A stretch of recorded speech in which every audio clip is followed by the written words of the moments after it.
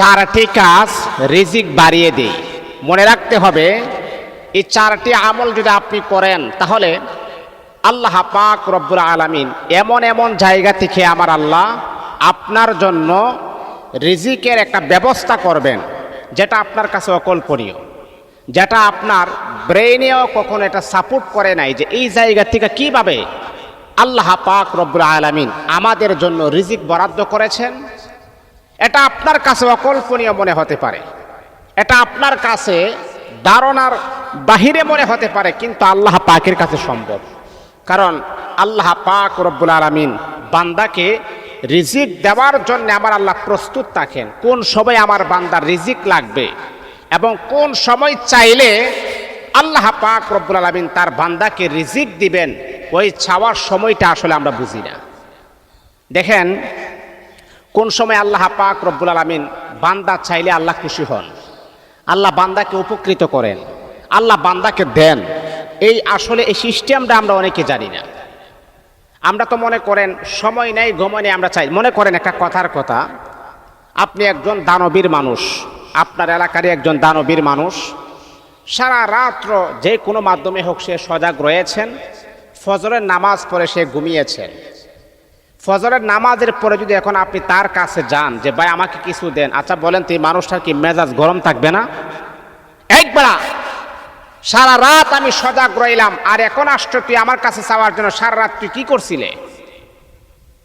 তে মানুষের কাছে চাওয়ারও একটা সীমা রেখা আছে যে কোন সময় চাইলে আমাকে দিবে, একটা চাওয়ার একটা সীমা রেখা আছে। ঠিক তদরূপভাবে আল্লাহ পাক রব্বুল আলামিনের কাছে চাওয়ারও একটা সীমাবদ্ধতা আছে, সীমা রেখা আছে যে কোন সময় চাইলে আল্লাহ সবচেয়ে বেশি খুশি হন। আল্লাহ বান্দাকে দেন, বান্দার প্রতি রাগ করেন না, অভিমান করেন না, আল্লাহ দেন, খুশি হয়ে আল্লাহ দেন। এই সময়টা আমাদের বের করতে হবে। এটা হলো চারটা সময়। এই চারটি কাজ করলে রিজিক বাড়িয়ে দেই, এটাই হলো সবচেয়ে উত্তম এই চারটা কাজ। এক নাম্বার, কোন সময় চাবেন? যখন রাতের তৃতীয়াংশ, যেটাকে বলা হয় আমরা তাহাজ্জুদের নামাজ, রাত জেগে তাহাজ্জুদের নামাজ পড়ে আল্লাহর কাছে মুনাজাতের মাধ্যমে চোখের পানি ছেড়ে দিয়ে আল্লাহর কাছে আপনি চান, অথবা সেজদায় লুটিয়ে পড়ে। কারণ নফল নামাজে সেজদায় লুটিয়ে পড়ে আল্লাহর কাছে চাওয়ার বিধান আছে। এই আল্লাহ পাক রব্বুল আলামিনের বাংলা বাংলি শোনব, রাতের শেষ ভাগে আল্লাহ পাক রব্বুল আলামিন প্রথম আসমানে আমার আল্লাহ চলে আসেন। প্রথম আসমানে আসার পরে আল্লাহ পাক রব্বুল আলামিন বড় সুন্দর করে মায়ার নজরে আমার আল্লাহ তার বান্দা বান্দিকে বলে, ও বান্দা তোর কি প্রয়োজন, তোর কি হাজত, আমি আল্লাহর কাছে বল। বান্দারে তোর কি লাগবে, আমি আল্লাহর কাছে একান্তভাবে বল, আমি আল্লাহ তোর হাজত পূরণ করব। এই বান্দা তোমার কি সম্পদের প্রয়োজন, আমি আল্লাহর কাছে বলো, আমি আল্লাহ তোমাকে সম্পদ দান করে দেব। হে আমার বান্দা তোমার কি রিজিকের প্রয়োজন, আমি আল্লাহ তোমাকে রিজিক দান করব। ও বান্দা তোমার কি কি হাজত, আমি আল্লাহর কাছে ওই সময় তুমি খুলে বলো, আমি আল্লাহ তোমার সমস্ত হাজত গুলাকে পরিপূর্ণ করে দিব। ওই সময়টা একটা দামি একটা সময়, কারণ ওই সময়টা আপনি ঘুমাইতে আপনার কাছে একটা ইন্টারেস্ট মনে হয়। ওই সময়ে ঘুমাইলে কিন্তু খুব আরাম লাগে, আর ঘুমানোটা চাপেও ওই সময়টাই বেশি। আর ওই সময় আপনি আরামের ঘুমকে হারাম করে দিয়ে আপনি আল্লাহ পাকের রেজামন্দি হাসিলের জন্যে আহারে আপনি আল্লাহর কদমে লুটিয়ে পড়েছেন। আমি আপনাদেরকে বলবো ওই সময় আপনি 4 রাকাত, 6 রাকাত, 8 রাকাত, 10 রাকাত, 12 রাকাত, যতটুকু আপনি পারেন তাহাজ্জুদের নামাজ আপনি পড়বেন, নফল নামাজ আপনি পড়বেন। সেজদায় গিয়ে আপনি তাসবিহ পড়ার পর আল্লাহর কাছে আপনি চাইবেন, সমস্যা নাই, ওই সময় দোয়া কবুল হয়। তাহলে 1 নাম্বার হল এই 4টি কাজ করলে আল্লাহ পাক রব্বুল আলামিন রিজিক বাড়িয়ে দিবেন। এমন এমন জায়গা থেকে আল্লাহ পাক রব্বুল আলামিন আপনার জন্য আমার আল্লাহ টাকা পয়সায় অথবা কোনো রিজিকের ফায়সালা করবেন যেটা আপনার ধারণার বাহিরে। বন্ধুরে আমার, রাতের বেলা না ঘুমিয়ে আপনি ঠান্ডা পানি দ্বারা উযু করে নিয়ে আপনি আপনি সেজদায় লুটিয়ে পড়বেন, 2 রাকাত 4 রাকাত যতটুকু পারেন আপনি নফল নামাজ আপনি পড়বেন। সেজদায় যখন আপনি পড়ে যাবেন, ও বন্ধু আপনি জানেন আল্লাহ পাক রব্বুল আলামিন বলেন ওয়াসজুদু ওয়াকতারি, বান্দা তুমি যখন সেজদায় লুটিয়ে পড়ো আমি আল্লাহর একেবারে কুদরতি কদমে তুমি লুটিয়ে পড়তেছো। ও বান্দা তুমি দেখতেছো তুমি কার্পেটে সেজদা করতেছো, ও বান্দা তুমি দেখতেছো তুমি টাইলসে সেজদা করতেছো। বান্দারে তোমার ধারণা হলো তুমি দেখতেছো মসজিদের টাইলসে অথবা জমিনের মাঝে তুমি সেজদা করতেছো, আসলে বান্দা তা নয়। বান্দারে যদিও বাস্তবে দেখা যায় যে মসজিদের টাইলস জমিন কার্পেটে সেজদা করতে, তো রূপক অর্থ হলো আমি আল্লাহর কুদরতি কদমে তুমি লুটিয়ে পড়েছো।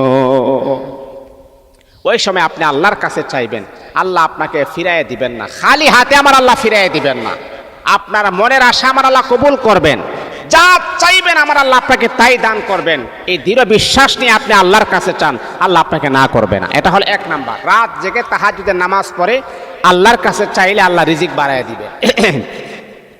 2 নাম্বার হলো দান সদকা করার পরে, মনে করেন আপনি কোনো জায়গাতে অসহায় এতিম মিসকিন অথবা টাকা পয়সা নাই, অথবা কোনো মাদ্রাসা বা মসজিদে আপনি আপনার সাধ্য অনুযায়ী যতটুকু পারেন আপনি একটু দান সদকা আপনি করবেন।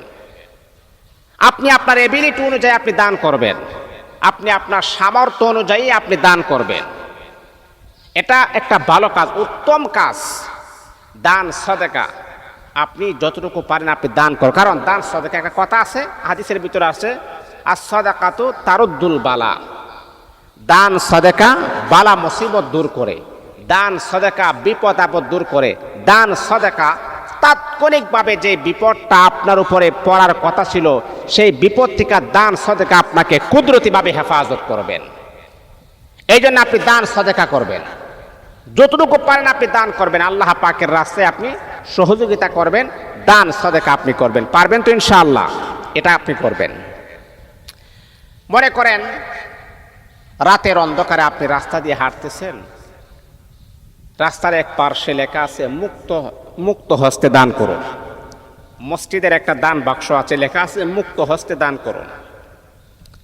এখন কেউ নাই, আপনি পকেটে হাত দিয়ে একেবারে সুন্দর একটা নতুন কচকচে নোট 1000 টাকার একটা নোট আপনি দান করেছেন। আমার প্রশ্ন হলো এই যে আপনি দিলেন, কেউ নাই, কেউ দেখে নাই, কোনো সাক্ষীও নাই, প্রমাণ নাই, কোনো মানুষও দেখে নাই, এই যে দান করলেন, আচ্ছা বলেন তো কেউ না দেখলেও একজন দেখলেন, তার নাম কি? আল্লাহ পাক রব্বুল আলামিন। এই দানটাই আল্লাহ কবুল করেন বেশি। তে বান্দা আমি আল্লাহ তোমাকে সম্পদশালী করেছি, আমি আল্লাহ তোমাকে টাকা পয়সা দিয়েছি, সেই টাকা পয়সা যখন আমি আল্লাহর রাস্তায় যখন তুমি দান করো আমি আল্লাহ খুশি হই।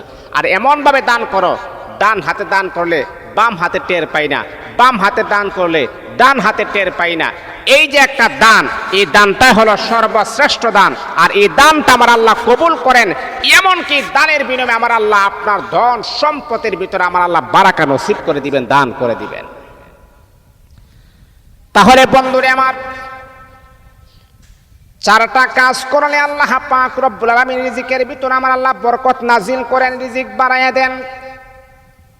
এর ভিতরে 2 নাম্বার হলো বান্দা শোনো শোনো, যখন তুমি মসজিদ মাদ্রাসা অসহায় গরিব মিসকিনকে যখন তুমি দান করবা, দান করার পরে আমি আল্লাহ পাক রব্বুল আলামিন এমন এমন জায়গা থেকে আমি আল্লাহ তোমার জন্য রিজিকের ফয়সালা করে দিব, তোমার জন্য রিজকে হাসানের দরওয়াজা খুলে দিব, যেটা তুমি কল্পনা করতে পারবে না, যেটা তুমি ধারণা করতে পারবে না। এমন এমন জায়গা থেকে আমি আল্লাহ পাক রব্বুল আলামিন তোমার জন্য রিজিকের ফয়সালা করে দিব, তুমি কল্পনা করার বাহিরে আমি আল্লাহ এই জায়গা থেকে রিজিকের ব্যবস্থা করব।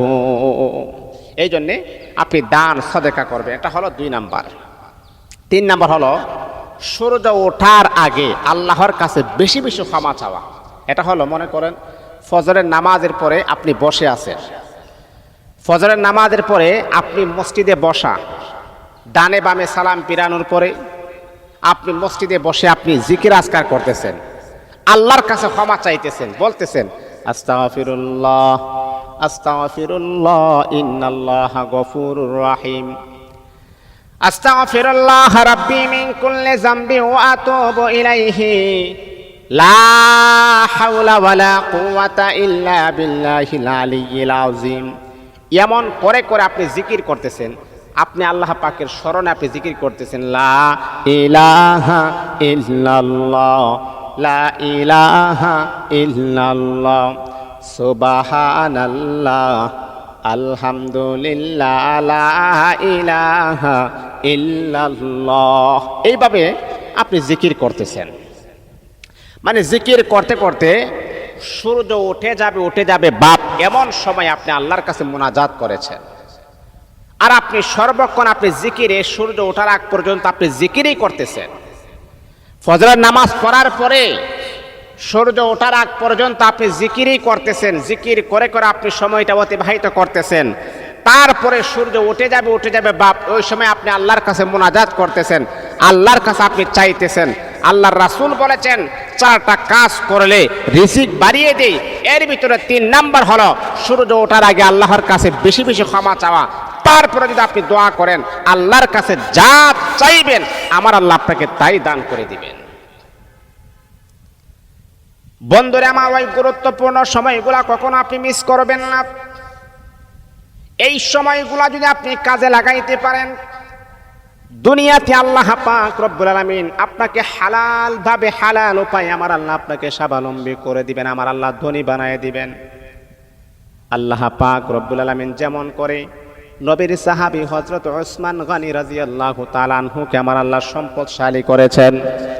তাহলে রে বাবা বন্ধু শুনেন, ধনী হওয়াটা কোনো খারাপের কোনো বিষয় নয়।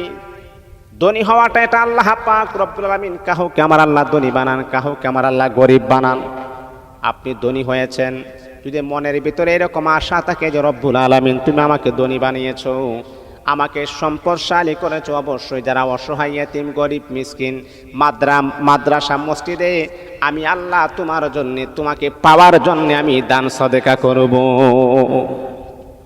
এই ধনী হওয়াটা তো ভালো। যেমন উসমান গনি ধনী হয়েছিলেন, আল্লাহ তাআলা তাকে অগাধ সম্পদের মালিক বানিয়েছিলেন। এমনকি উসমান গনি যাকাত সুন্দরভাবে প্রদান করেছেন, যাকাতের বেলা বখিরাতি করেন নাই, দান সদকা উজার মনে দান সদকা করেছেন। এই জন্য আল্লাহ পাক উসমান গনির সম্পদ আরো আমার আল্লাহ দিনে দিনে বাড়িয়েছেন। তো সম্মানিত হাজিরিন, 4 নাম্বার হলো দিনের শুরুতে ও শেষে আল্লাহর জিকির করা। ফজরের পর আল্লাহর জিকির করবেন, আবার আসরের নামাজের পরে মাগরিবের নামাজের আগ মুহূর্তে আল্লাহর জিকির করবেন। মানে দিনের শুরু এবং শেষে আল্লাহর জিকির করবেন। আল্লাহ পাকের জিকির আপনি করবেন, আল্লাহর স্মরণ আপনি করবেন। আল্লাহ তো কোরআনে বলে দিয়েছেন, ফাযকুরুনি আযকুরুকুম ওয়াশকুরুলি ওয়ালা তাকফুরুন। আল্লাহ আমাদেরকে জানায়া দেন, বান্দা তুমি যদি আমি আল্লাহকে স্মরণ করো, আমি আল্লাহও তোমাকে স্মরণ করব। এই আমার বান্দা বান্দি, তুমি যদি আমি আল্লাহকে ভুলে যাও, আমি আল্লাহও কিন্তু তোমাকে ভুলে যাব। কিন্তু বান্দারে, আমি আল্লাহ তোমাকে কি পরিমাণ মোহাব্বত করে, কি পরিমাণ ভালোবাসি তুমি জানো নি? বান্দারে, আমি আল্লাহকে যদি তুমি একবার ডাকো, আমি আল্লাহ তোমার ডাকে 10 বার সাড়া দিই। ও বান্দা তোর কি প্রয়োজন, ও বান্দা তোর কি হাজত, ও বান্দা তোর কি লাগবে? বান্দারে, তুমি যখন আমি আল্লাহকে 5 মিনিট স্মরণ করো, আমি আল্লাহ আকাশের উপরে তোমাকে 10 মিনিট আমি আল্লাহ স্মরণ করি। বন্ধুরে আমার, আল্লাহকে যত বেশি আপনি ডাকবেন, আল্লাহ তত বেশি আপনার প্রতি খুশি হবেন, আল্লাহ তত বেশি আপনাকে ক্ষমা করবেন, আল্লাহ তত বেশি আপনাকে আপন করে নিবে। এই জন্যে বাবা, 4টি কাজ রিজিক বাড়িয়ে দিই। রাত জেগে তাহাজ্জুদ পড়লে, দান সদকা করলে, এবং সূর্য ওঠার আগে আল্লাহর কাছে বেশি বেশি ক্ষমা চাইলে, দিনের শুরুতে এবং শেষে আল্লাহর জিকির করলে, এই 4টা কাজ যখন আপনি নিয়মিত পড়বেন, 1 দিন পড়লেন 2 দিন পড়লেন না, হবে না। এটা নিয়মিতভাবে করতে হবে। কারণ যে কোনো আমল আপনি যখন করবেন, আমলগুলা কিন্তু নিয়মিতভাবে করতে হবে আপনাকে। আজকে করলাম, আবার 1 সপ্তাহ পরে না, এটা হলো লাজেম। লাজেম মানে অপরিহার্য। প্রত্যেক দিন আপনার কন্টিনিউ আমলগুলা যখন আপনি করবেন, ইনশাআল্লাহ আল্লাহ আপনার রিজিকের ফায়সালা করবেন, আল্লাহ আপনার রিজিকের ব্যবস্থা করবেন। যা লাগবে আমার আল্লাহ আপনাকে তাই দিয়ে আপনার আশা পূরণ করবেন। আল্লাহ আমাদের সবাইকে বুঝার তৌফিক দান করুন।